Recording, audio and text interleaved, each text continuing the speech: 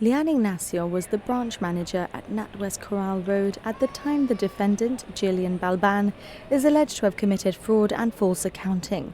The former head of retail at Natwest is accused of creating a £2 million hole in the bank's reserves, resulting in a total £2.7 million loss to Natwest Gibraltar.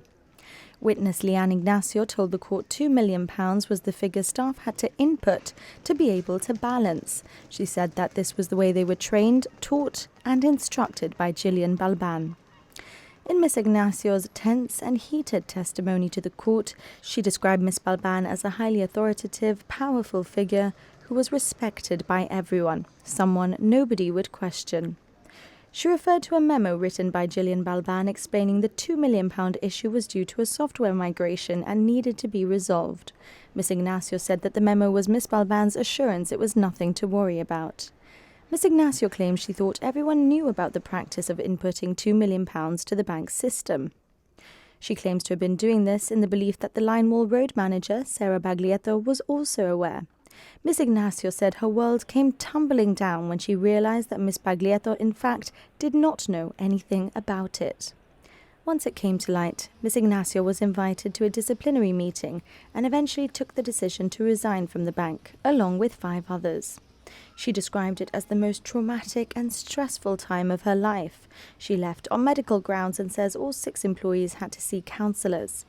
Acting for Ms Balban, Sir Peter Caruana KC questioned why Ms Ignacio did not report what was happening. She said Gillian was highly regarded as senior at the bank, and at that time they would have never imagined she was capable of any wrongdoing. She said some staff became very sick due to the actions of Gillian Balban, adding that Ms Balban stands accused, not them.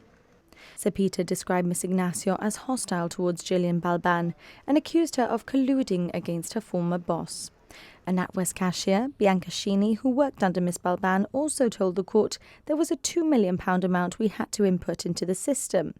Both witnesses told the court Gillian Balban would leave IOU slips at the foreign currency till and that these would be counted towards their balance sheet.